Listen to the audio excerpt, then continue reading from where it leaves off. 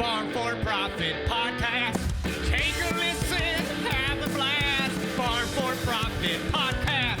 Learn about farming while having a laugh. Farm for Profit Podcast. And listeners, welcome back to the Farm for Profit Podcast. This is Tanner. Corey's here. And Dave is virtual. Oh, Dave is. Look at how nice he looks in his fancy new shirts. Got some nice paintings in the background. And Yeah, that looks like a hotel room. An old farmhouse VRBO with some crazy artwork. This is dedication to the brand, listeners. We appreciate you. We appreciate you being dedicated to Farm for Profit and for sending us all those topics, those guests, those reviews. Make sure you head out to Apple, leave those 5-star reviews, find us on any platform. So that way we get to hear from you. We did get a text message yesterday. Let me get that. Just one? No, this is just one that we're going to read. You can text that to 515-207-9640 anytime or leave a voicemail. This texter said, I've gotten to where I only have under 200 left of all of your episodes yet to listen to. I've listened to all of the ones up until this point. Thank you guys so much for the information that you've given us. This Saturday, I will be a high school graduate and start full-time on a dairy farm and will go for my Class A CDL this summer. I cannot thank you guys enough. My name is, I'll leave it blank. But thank you. I really do appreciate that feedback. Hey, and congrats. Congrats to all those. So he only has 200 episodes left to listen to? Is that what he's saying? Only has 200 to go. We do, Dave, like our dairy folks, because they get long hours while they're milking, and it's good that we can fill their ears. Yep. Absolutely. Well, I don't have a lot of extra announcements today. We're excited to see you folks out and about. Of course, we're going to be at the Ag PhD trade show. We'll also then be at Tech Hub Live this summer, plus Farm Progress Show this fall, and Husker Harvest Days after that. So we'll be out and about to see you. But today we're excited to have it's like a part 2. It is a part 2. So do you want me to get into it? Let's do it. Today on the Farm for Fun show, we are back in studio and we head back to South Dakota to meet up with the second half of the dynamic duo that blazed their path for new ag media. He is the co-host of Ag PhD TV and radio show, owns and operates the Hefty Seed Company, and is a long-suffering Vikings fan. Womp, womp, womp. Please welcome, originally from Iowa, but now Baltic, South Dakota, Mr. Brian Hefty. Hey, thanks, guys. And Vikings are winning the Super Bowl this year, by the way. Are they? Yep. You heard it here first. Do you say that every summer? No. J.J. McCarthy, he's bringing us to the promised land, so it'll all be good. Oh, that's good. That's good. Well, Brian, what have you been up to? How you doing? Well, I'm doing great. I am up to lots of things all the time. We have a lot of stuff going on. So we do farm, and I'm talking to farmers all over, especially this spring, about, hey, my crop doesn't look the best. What can I do? What's going wrong? Is this going to be better? So literally every day I feel like I'm trying to talk someone off the ledge of, oh, no, I think I have to replant. And I go, oh, look. Your stand looks fine. The crop's going to come out of it. It's been cold and wet for 2 weeks and windy and rainy and everything else. So it's going to look a little bit better. But I mean, it's real easy as farmers to get nervous about the crop because it's our livelihood. I mean, we farm about 3,500 crop acres. So I know I don't like it when my crop looks bad either. But this spring it was a little challenging once again. Yeah. Dave, you know a little bit about that, right? I do. I look at everybody else's field, and it seems very even in all the emergence, and mine is wah, wah, wah, wah, wah. Yeah, Dave got into farming. Last year was his first time ever farming. He bought a field, and he's been in agriculture for quite a while, but now he's actually farming, so he's learning a lot. Yeah, one of the things that my dad always talked about is experience is going to be your best teacher. And it's fine to read it in a book. It's fine to talk to other people about stuff. But once you're actually doing it, that's when you really get educated. Yep. Yeah, you're not wrong there. So like I said, we had the pleasure of having a conversation with your brother first. I do think that you did that on purpose. It was like, we're not sure how this is going to go. So Well, I appreciate how you use the word pleasure. So anyway, shoved kicked him out of the nest. There you go. Yeah. But tell us a little bit about you and your family and what that looks like. Well, I guess my brother Darren and myself grew up on the farm. So there were three of us, younger brother Darren and sister Janelle. And so when I was in high school, my mom got leukemia, passed away when I was a senior in high school. And so because of that, my mom and dad were gone quite a bit while I was in high school. So I had to grow up real fast. And that was one of the biggest things that basically changed my life, shaped my life. And I had to learn a lot of responsibility at a pretty young age. So anyway, when your mom passes away at 40 years old, you, for the rest of your life, I think, are going to think about life a little bit differently. So I always tell people, look, as an agronomist, I just feel like it's my job to really help farmers, and I enjoy that very much. And I'm very laser focused on trying to do good things for farmers. But like with my family, that's also super important. And because my parents were both gone so much, my mom in a hospital or my dad being gone to see her and working all the time besides that, I try to spend lots of time with my kids and my wife. So basically, that's kind of what my life has been. It's work and family, and haven't had a lot of time for hobbies or anything else for about the last 25 years now. And you have, you said 3 kids of your own? 3 kids. Yep, I have 3 kids. Yep, and they are all grown. There's one getting married. My son is getting married here in just over 2 weeks. So kind of crazy that it sneaks up on you like that. I was talking to somebody else whose daughter is going to get married next year, and he's like, man, where did the time go? Because I remember when our kids were little and everything else, and it seems like yesterday. But that happens, and I'm super excited. So I would just say this. My wife has been a little bit concerned about being an empty nester, and I think it's amazing. And I just tell her all the time, look, that was our job. That was our mission, is to try to raise good kids, do the best we can, hope for the best, pray for the best. And I guess we got super fortunate. Man, if planning an Ag PhD field day wasn't enough, throw a wedding in there. You got a busy summer. Well, when you talk about the field day, and by the way, just to go back to the start, you guys mentioned Ag PhD trade show. We don't look at it as a trade show at all. This is a field day. It's whole different than what anybody else does out there. We're actually in the field talking about what works in the field and what doesn't. The idea isn't to have a whole bunch of vendors there or anything else. We could have 1,000 vendors there. We don't. So we only invite a few people there that we feel can help tell the good story of agriculture and do a lot of things with us throughout the course of the year, trying to further that whole educational message, and companies that have really good technology that we're using on the farm in most cases. But anyway, I just say a lot of people ask about the field day, and when you have 10,000 people coming from all over the country and around the world to your farm, a lot of people would get nervous about that. And, oh my gosh, it's such an undertaking. Honestly, I barely even think about it anymore because we've been doing it for so many years. We have a lot of great people. And I just, again, feel super fortunate because we are surrounded by all these great people, and they take care of a lot of the legwork. They know what to do. I mean, don't get me wrong. I'm talking to them all the time about, hey, let's do this instead of that. But yeah, super fortunate. And the biggest thing that I'm after every year, I'm just praying to God, please, God, let us have good weather that day. That's the biggest thing that I am hoping for. What do you do if it isn't good weather? You've had, this many years, you've had to have bad weather one of the times. Yeah, of course. And it's like anything else, like with our employees, farmers, we're always going to pray for the best, but we also have to plan for the worst. So we have buildings, we have air-conditioned buildings, we have tents, we have a lot of places where we could basically get inside if we needed to, if it was raining, if it was unbelievably hot, if it was unbelievably cold. So hopefully we're fairly prepared for whatever Mother Nature brings. But again, I'm going to pray for great weather.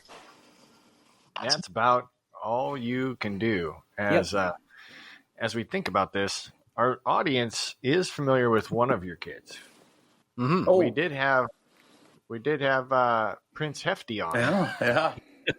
Which makes you the king. So, yeah, great. So, Zach. Yep. Yeah, Zach got done with college a couple of years ago, and he's been doing a great job with social media. He was doing a lot of those things prior to coming back here to work, but yeah, he's learning to be an agronomist, learning to raise better crops and everything, and then just telling the story. So I would say it's really fun having the next generation involved. When I was growing up on the farm and when I was a young agronomist and working with my dad, he gave me a lot of leeway to do things. Now, granted, every time I did anything wrong, I would never hear the end of it. And he'd yell and get emotional and everything else. I'm like, oh my gosh, I didn't get a lot of instruction here or anything else. But I mean, those lessons are good because you have to figure out a lot of things in life on your own. And so I've tried to give Zach some guidance, and I'm talking to him every day. But yet, I just feel like you have to allow people at least a little bit of leeway to make some mistakes out there and learn from some of their own experiences. Yeah, it was fun having that conversation. We also brought that up, the old Prince Hefty joke with your brother, and he made it clear that if we understood history at all, it doesn't have to be the son of the king. So he didn't want us to automatically assume that you were King Hefty. So I got to know, if you two are out and about, you're in an airport someplace, which one of you gets recognized by the public sooner? Oh, it's equal. It's equal. And I would say when we are together, then we hear it way more than if we are separate. Because when we're on TV, it's always Darren and me. So people are seeing the two of us together. But yeah, I guess I would just say I'm not seeking the limelight or anything else, but it is kind of fun when people do recognize us. And then what I enjoy most is I'll start asking them questions about their farm, and I'm trying to learn more. So as an agronomist, it's really fun when we do all the national things that we do. And I guess the reason why is because we get some of the toughest questions, and it feels like a different crop, a different weed, a different bug, a different disease. Well, then I have to be a lot better agronomist, and I want to learn. I'm excited when there is something that I don't know, and I'm asking lots of questions to say, okay, what are you doing to solve that problem? How's that working for you? Anyway, I think it's all pretty fun. Agronomy's fun. Right. Do you have folks that recognize you just from your voice? Occasionally. Yep, occasionally. That's been the wildest thing that I think we've experienced. Like, we'll be walking away from people, and they can just hear us having a conversation and pick us up. But I had a funny Normally one. your squeaky voice. Normally your squeaky voice. It is very, very neat. I'm working on that. Gotta work on that. I'm working on that. I'm working on that. Dave, I had a funny one yesterday. We had a mechanic out at the farm, and I was wearing my Hillebo Family Farms hat, sitting there, and he's talking about what solenoids need replaced in the switch and the telehandler, and he kind of looks at me and he goes, "Is that the Hillebo that has the podcast? Is the hat from that Hillebo?" And I said, "Yeah, Corey, right? Yep, this is Corey's Farms hat. I love this follow. He's such a great, fun, entertaining guy. The podcast is awesome." Looking right at me. Has no idea you're on the podcast. No idea. Absolutely not. So I said, "Yeah, I just got off the phone with Corey a little bit earlier this morning." "Oh, he's just such a cool guy." Nothing. Yeah. It'd be worse if he did know that you were on it and he just completely let it go. Probably did. I also got to ask. So when you and Darren were growing up, did you guys ever pull pranks on each other? Not really pranks so much. Occasional fisticuffs, but not really pranks a whole lot. And on the farm we were, I'm not going to say super isolated or anything, but a little bit isolated. So I mean, we'd play football together or wiffle ball or catch or whatever. So we did a lot of things together and then working together too.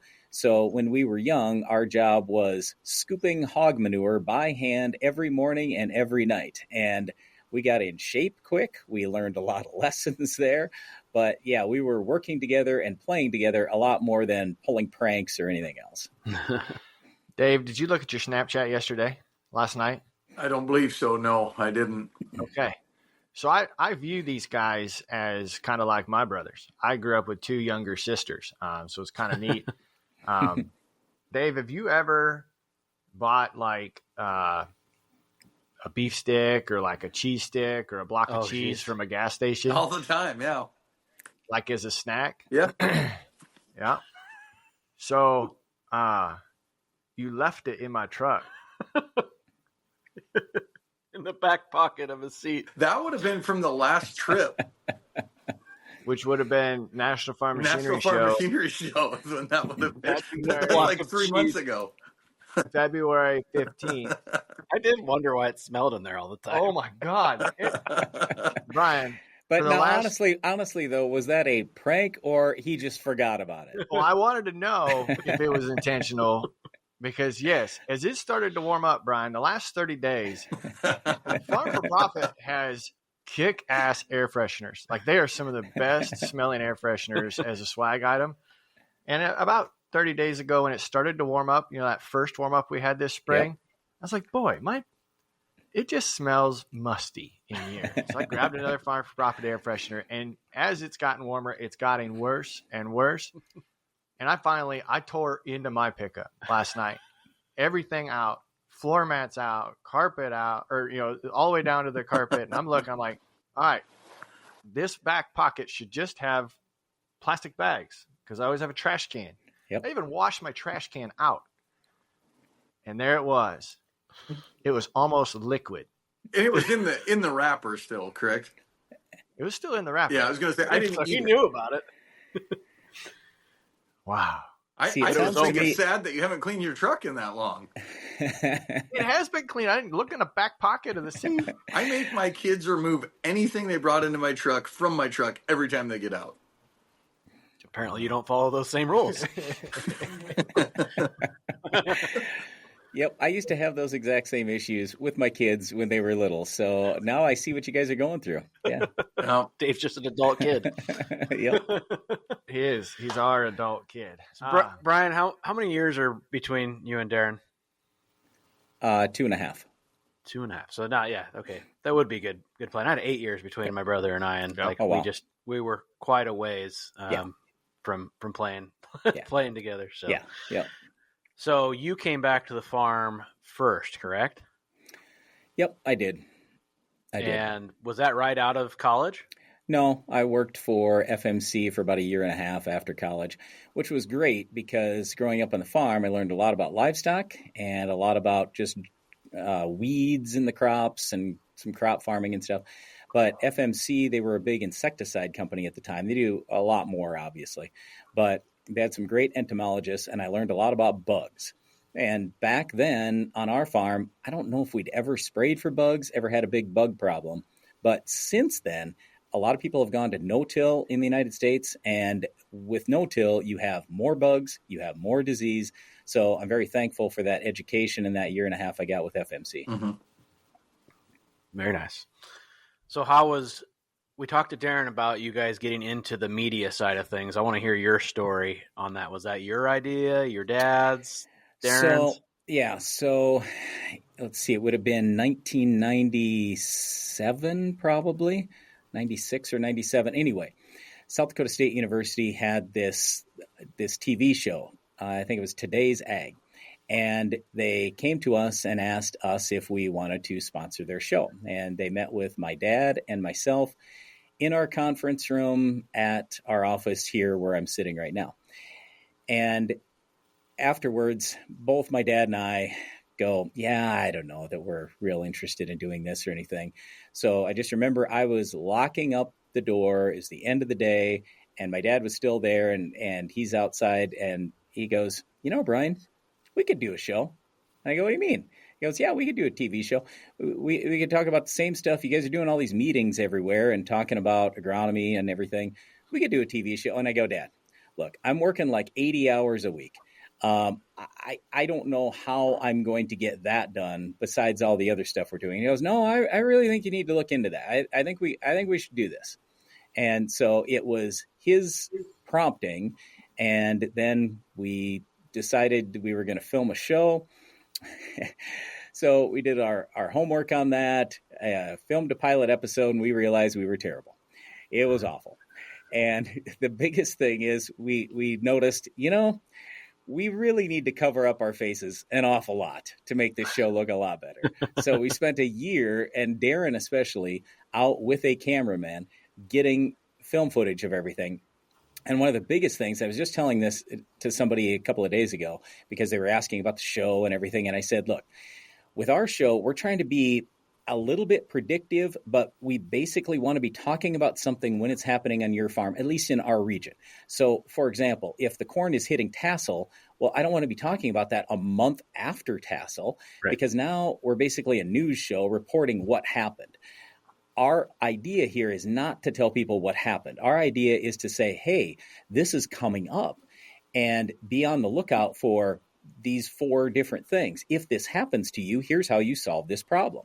So if we're going to have a show like that, basically all the footage you're going to see on Ag PhD is going to be old. It's going to be last year's or the year before, or the year before that.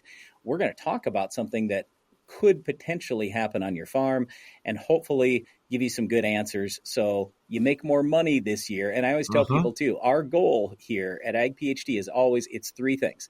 We want to help you raise higher yields, make more money, and do a great job with your land so it's in good shape for the next generation. So those are always our 3 goals, whether it's Hefty Seed Company, it's Ag PhD, anything else.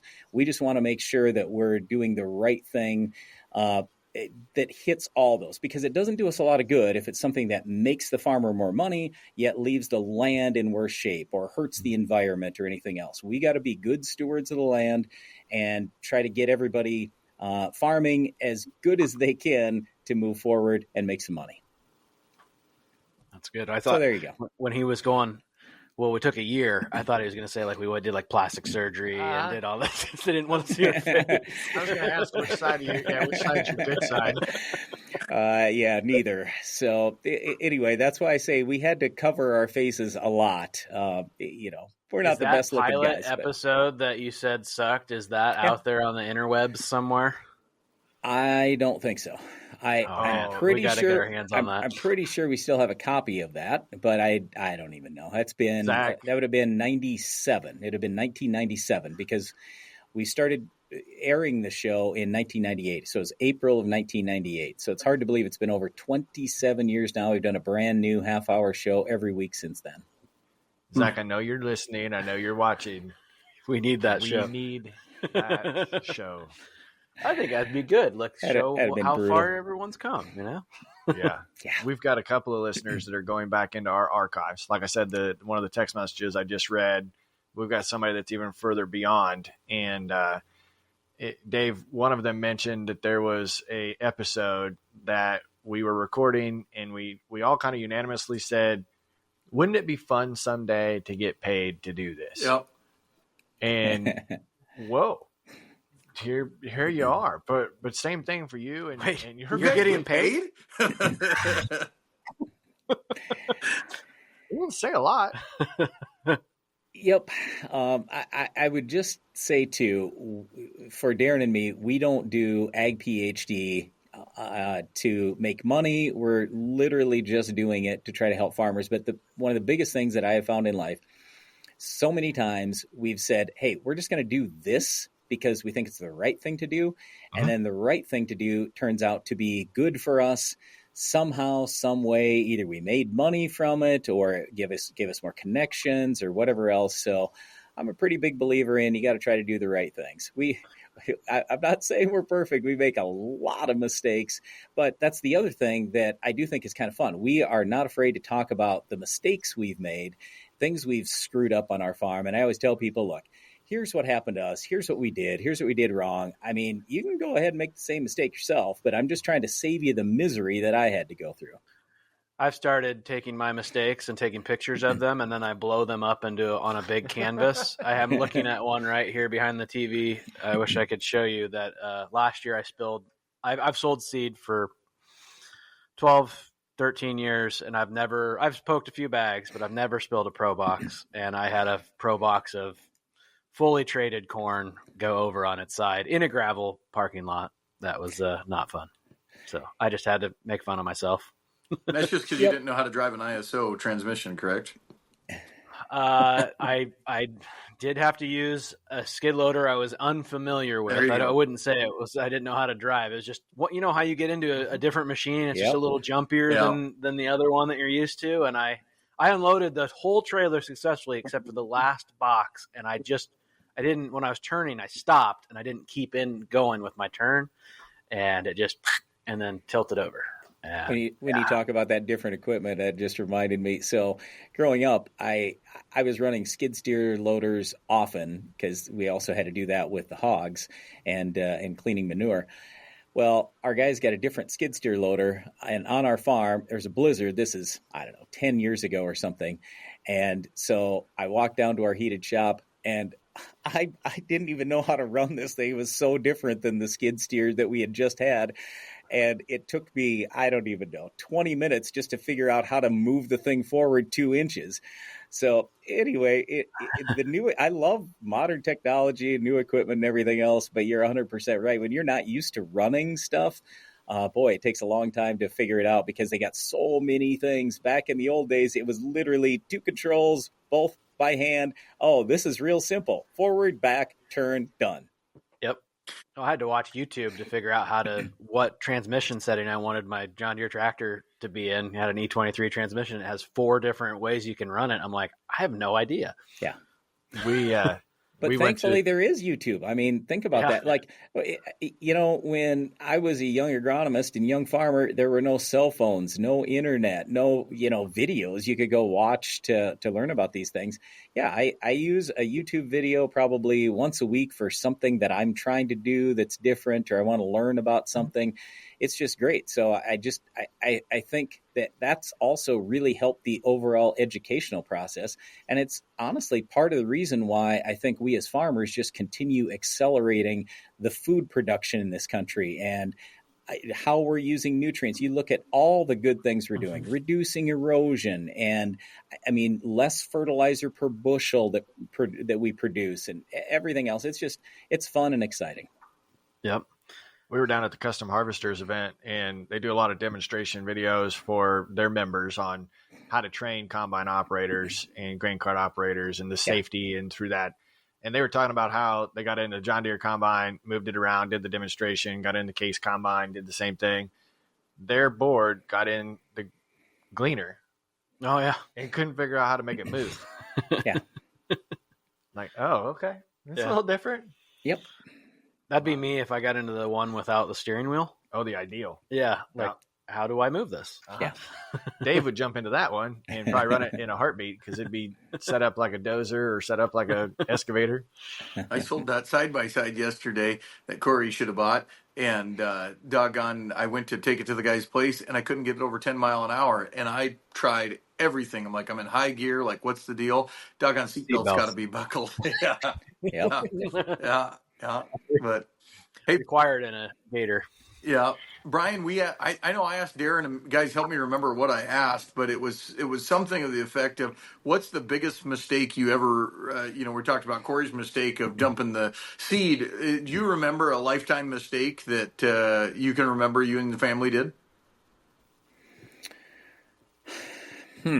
Well, lots of mistakes. I guess I could take that a whole bunch of different directions. Anymore, it's just a lot about the financial side of things and investing and what we're going to put our money into and stuff like that.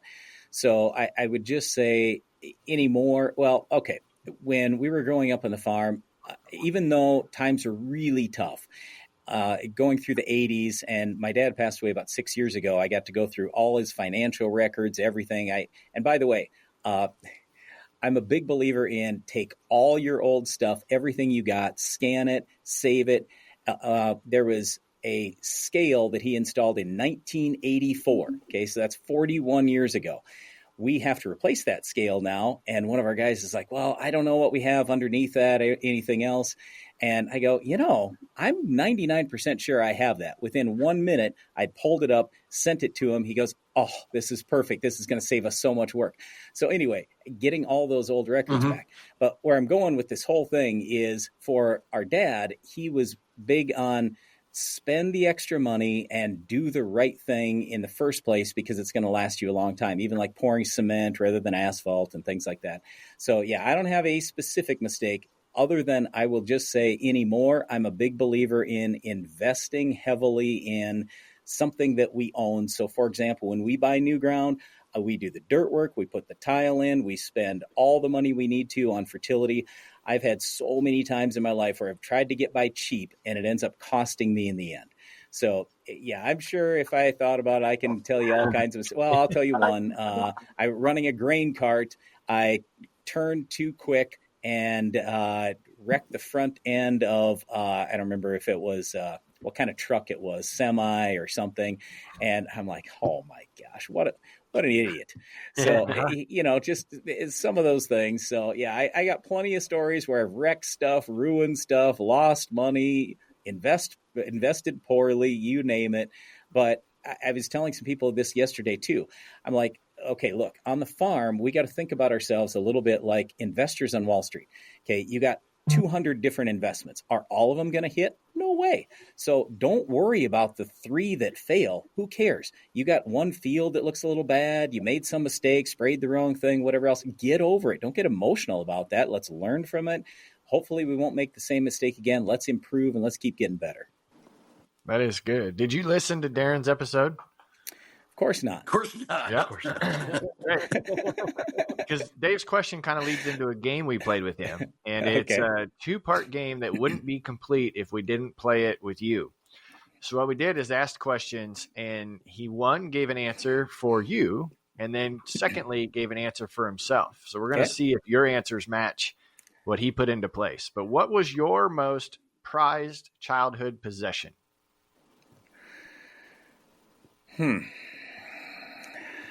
Boy,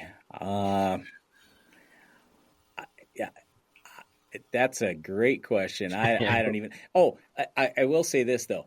Darren has all kinds of great stories from when we were kids, and I'm like, boy, I don't remember that. I don't remember that. Maybe I just blocked it out. I have no idea. I honestly have no idea. Let's say I still have a baseball glove that I've got from way back then. It was Ron Say autograph not personally, but I mean, just came with his name on it. And I still have that. I even use that to play catch with my son. So I'm going with that. I'm positive that's not Darren's answer, but anyway, that's my answer. Baseball glove.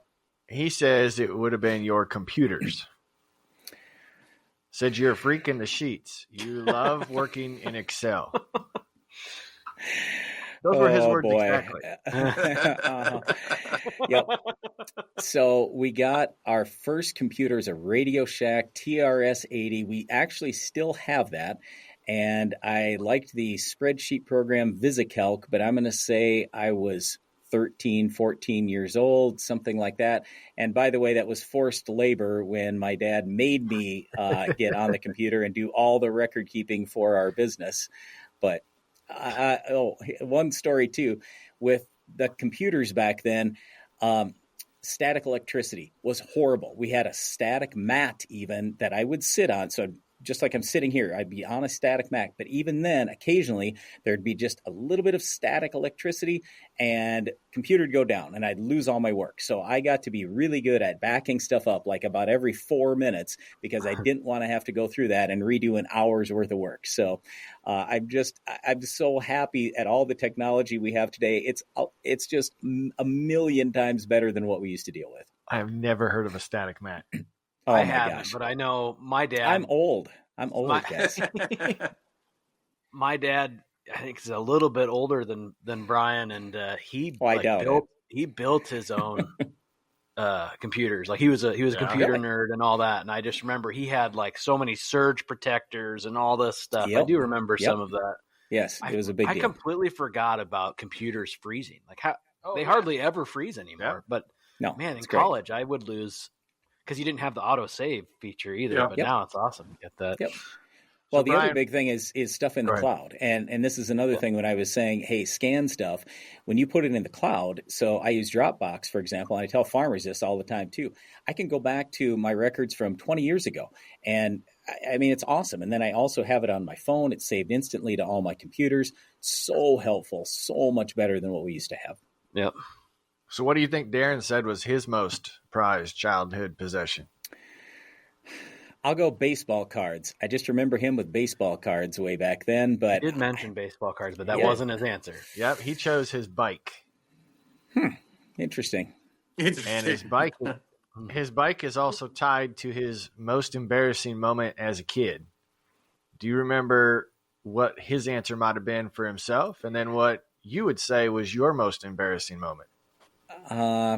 Okay, so the most embarrassing moment for him, not with the bike, but I just remember we were playing some game. It was some weird game where you had to push something like with your nose, like a ball with your nose, and he scraped his nose. He was trying so hard, he scraped his nose on whatever it was, sidewalk or something, and so he had scab on the front of his nose for a long time, and I thought that was funny.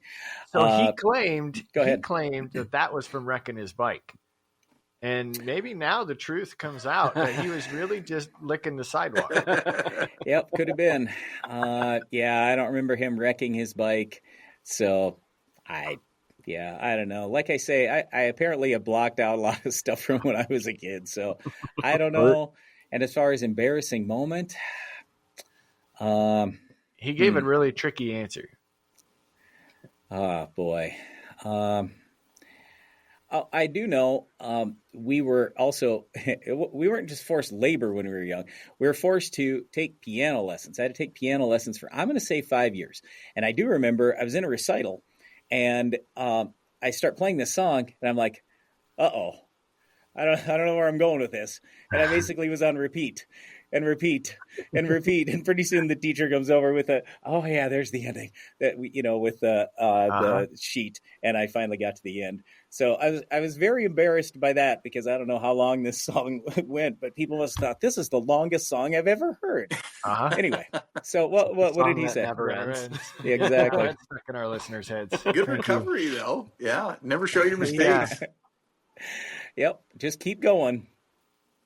Darren said that your whole life is embarrassing.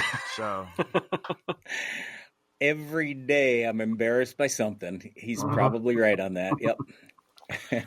all right, how do you like your eggs? Scrambled. Okay, he got it right there. What did Darren say for himself? I don't eat breakfast with him. I see him all the other times, but I'll also go scrambled. Yep, he did. You nailed that one, 2 for 2. What about planting or harvest? What did Darren say you like the most? Harvest. And what did he say he liked the best? I'm going to say planting. Got him 2 for 2 again. So what is it that you like about harvest the most? Well, it's a couple different things. So first of all, it's just seeing the end result of all the hard work during the year. So that's one big thing. Another big thing is for 20 years, I was the person in charge of grain drying on our farm. And it was a lot of hours and getting up in the middle of the night and everything else.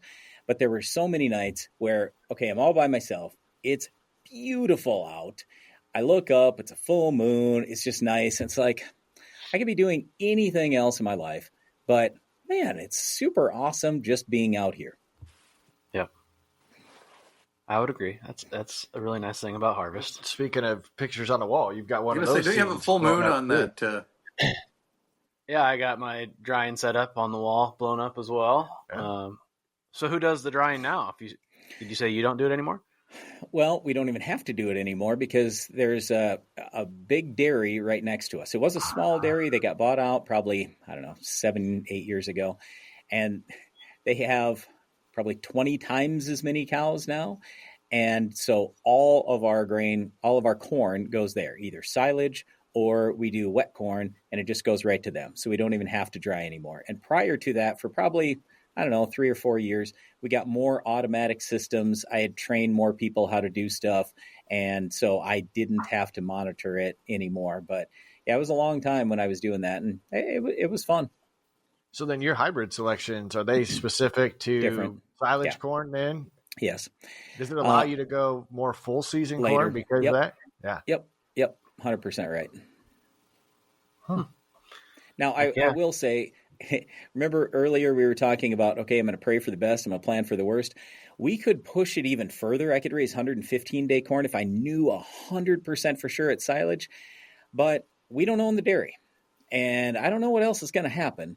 So we have to be prepared for it. Well, just in case, we may have to harvest all our grain. We still have the drying setup. We still have all our bins. We are ready to go just in case that were to happen. So we'll raise 108, 110 day, plant early or relatively early. So it's going to make it. We have a good enough drying setup. So even if our corn was 30% in the fall, we'll handle it. It'll be fine. Yep. Makes sense. So if everything does go to the dairy, then your setup just sits empty, or do you rent it out? Yep. Nope. Sits empty.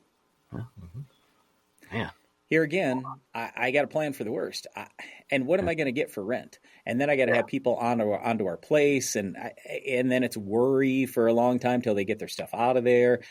So, but if just in case at the last minute, all of a sudden we do have to run stuff through there, I can't in advance rent that out. Well, nobody's going to rent it at the last minute, October 15th, Yep. I don't think many people want to buy it either.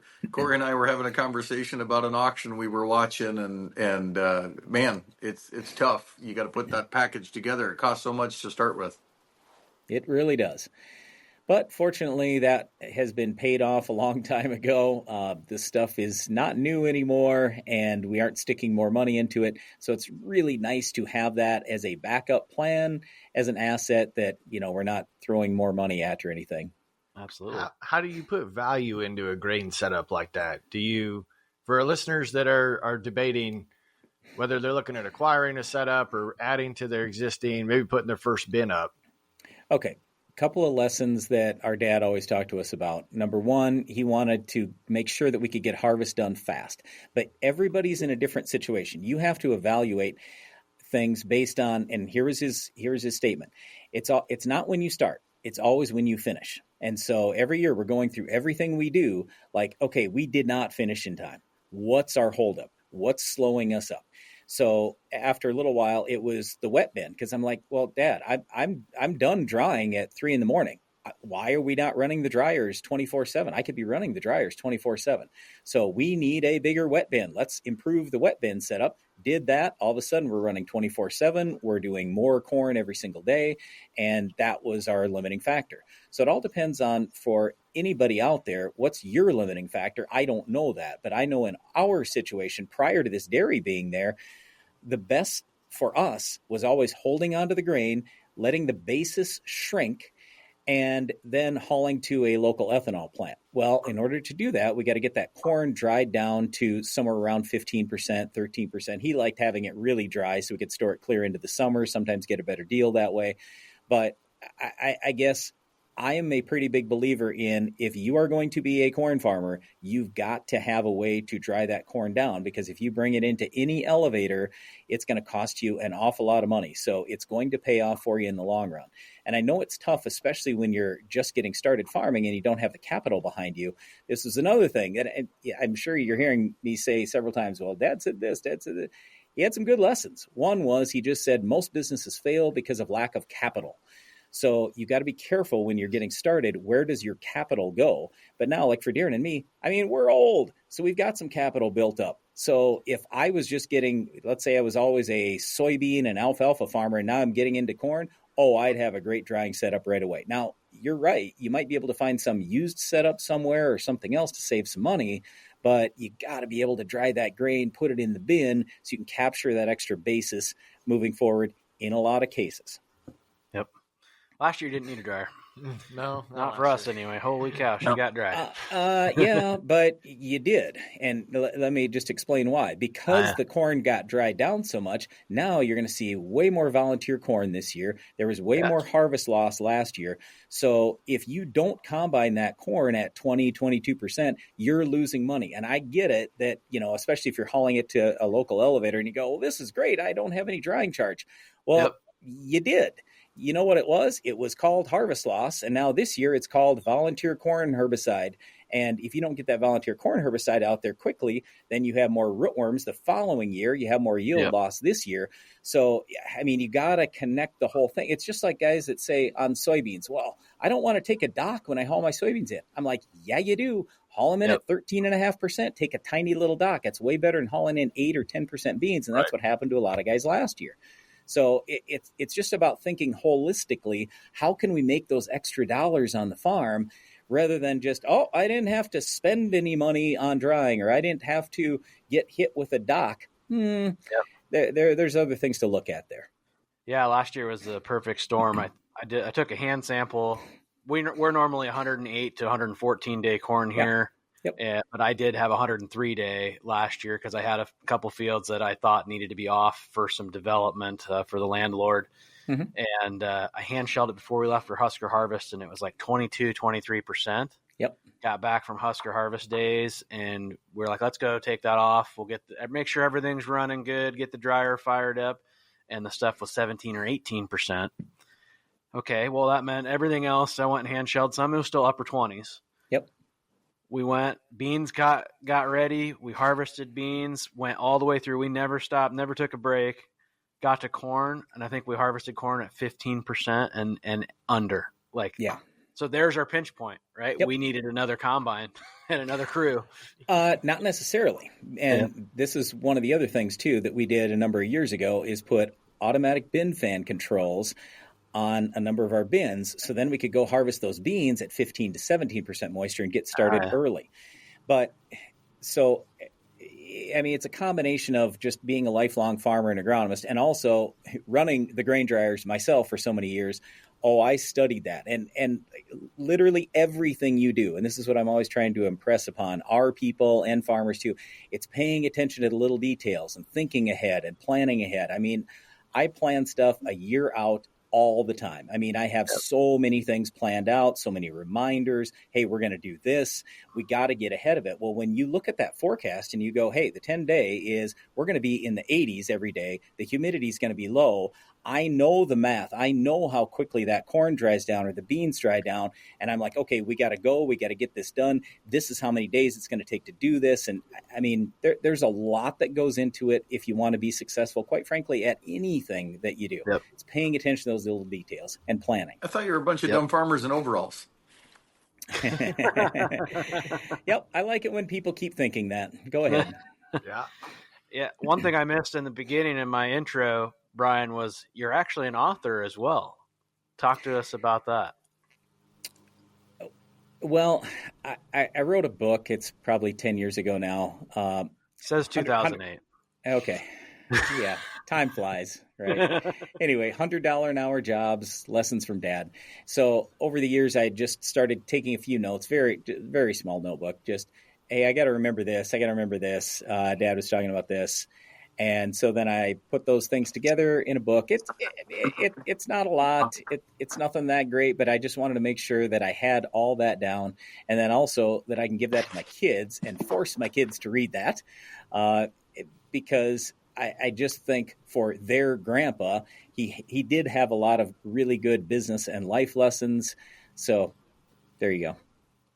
So I did a little math. I used ChatGPT to do a little math. From 2008 to 2025, inflation is roughly 42%. So now you need to revise your book to be $142 an hour.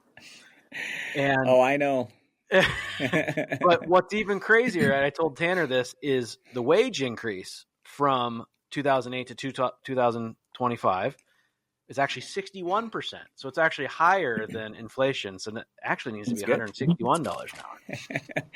And my story was from when we were kids. So it needs to be more like $250 an hour or something like that. Yeah. Oh, I know. Now we're all going to be lawyers. That's right. There you go. That's right. Well, we've had this box sitting here in front of us for this entire episode. It says on the front of it, the top voices in agriculture. You sent 3 of these. So, Dave, we've got one right here for you. We'll come back to the studio. Got another one here off to the side. But, Corey, why don't you open up one of these boxes and see what we got sent. Ag PhD Field Days, not a trade show, takes place July 31st. Yep, always the last Thursday in July. You literally told me that you took the tape off of these. Oh. And you didn't. I did not. Well, I thought you were going to open Good job using the knife safely there. You. So Virtually. cut away. Yep. This is my cool Ryan Rusink gave me this knife, little John Deere. Oh, yeah. Yep. Look at that. All right, here we go. I'm unboxing on camera. Look at this. Packaged real nice. Got ourselves a little invite. See you at the field day on July 31st. Spelled your name correctly. I'm anxious to see what you got in the box, too. I have no idea. This is mine. Yeah. C-O-R-E-Y. All right, here we go. This looks like a charging bank for a cell phone. All right. Branded. Every farmer's got to have a hat. Ooh, even That's rope a hat. sharp hat. That is sharp. I like the white and the gray. Ag PhD Field Day. Richardson 112, the Louis Vuitton of hats, right, Dave? Louis Vuitton hats, yep. And nice shirt. They get my size, right? Extra large. That's the right size. Wow. Oh, What are we, man. 4 for 4? It just keeps going. What do you call this, a Stanley? It looks like a Stanley. Now it could be like my wife walking around all day, just heck yeah. Agriculture's greatest one-day event. Learn, network, and grow. That's right. Man, this keeps going. There's more in there? This is the box for the charger. There you go. It looks like. Good. And I think that's it. I love the color coordination of the little confetti. Very nice. I do think it's really cool that your field day is one day only, and it is free for people to come and see. Yeah, so we've put this on for many years now, probably 25 years, and we do it to say thanks to people for watching us on Ag PhD and listening to us on Ag PhD Radio. But a lot of times people say, man, you got so much here, and you really need to make this a 2-day event or a 3-day event. I go, there's zero chance that's ever happening. And let me explain why. So first of all, have you ever been to the 3rd day of any farm show out there? Yes. Yep. When you're there on day 3, are the vendors, are the people super excited to be there? No. So what I always tell our people, so we have a meeting the night before the field day, and I go, all right, I want you to be happy year round, but at least for tomorrow, you've got to be the happiest, smiliest, friendliest person I've ever seen in my life. Please, I'm just asking you that. And the story I often tell is this. So back many years ago, Michael Jordan, greatest basketball player perhaps ever. And there was a late season game. The Bulls had already clinched the number 1 seed in the Eastern Conference. Everything was all locked up. And some reporter asked him, Michael, why are you still playing in this game? I mean, you might as well save yourself for the playoffs. And he goes, look, I'm sure that tonight there was some family that they had saved all year. They'd planned all year to come bring their kids to see me play. And if I didn't play, that's just such a letdown for people. And so what I tell our people for the field day, I go, look, we've got people coming from all over the world. We've got people that will literally drive 2,000 miles to come to see us. They've been thinking about it probably for years. They made this huge trip. They're super excited. We want to make sure we carry that same kind of energy to them and make sure that this is the greatest one-day field day they've ever been to in their lives, and they have an amazing experience. So that's why we do it. Makes sense. That is cool. But it really is. You can't bring that energy more than one day. It's too much. Everybody is shot at the end of that day. So that's the reason why we're not going 2 days or 3 days or anything else. Oh, the other thing is we do bring in a lot of great farmers, great guest speakers, and they got to get back to their farms. So it's a one-day thing, and if you come, hopefully you have a great time.